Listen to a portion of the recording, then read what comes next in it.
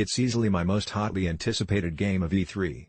In fact, it's been one of my most hotly anticipated titles since the moment I watched the initial reveal with tears in my eyes so many years ago.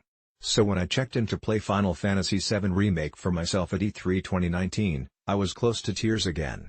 Final Fantasy VII has a prominent place in my gaming history, and it's easily one of the games that I've poured the most hours into since it was first released all those years ago. It was one of the earliest games I got with my original PlayStation, and my love for the characters, story, battle systems, and every secret and detail has persisted for the last 2 decades. My Twitter handle even holds vestiges of my adoration of the Buster Sword-wielding hero. Having a playable build at E3 meant that this ethereal idea of a remake for my favorite game of all time was finally real, but that doubt started to creep in. I mean, of course the battle system isn't the same, but what if that old turn-based battle system was innately tied into my nostalgia? Could I love Remake if the combat was redesigned?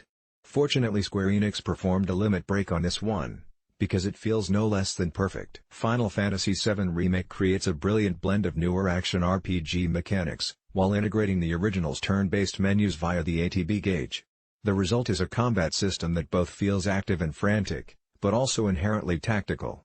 The gameplay demo was a relatively short one, beginning at the top of the platforms in the reactor room on Final Fantasy VII's opening bombing mission.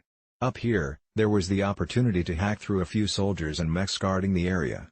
As these were little more than fodder, it was easy to button mash through most of them with basic attacks.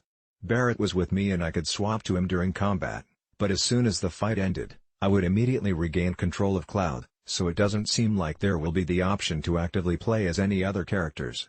Reaching the reactor core, a brief cutscene plays, which you can take a look at if you go back to check out Square Enix's E3 2019 reveal of Final Fantasy VII Remake. One thing that caught me here, especially after going back and watching this same sequence from the original game, is that Remake is not trying to create an exact one-to-one match, but makes decisions that make sense and keeps the general flow and tone of the story. Barrett still makes Cloud plant the bomb because he doesn't trust him,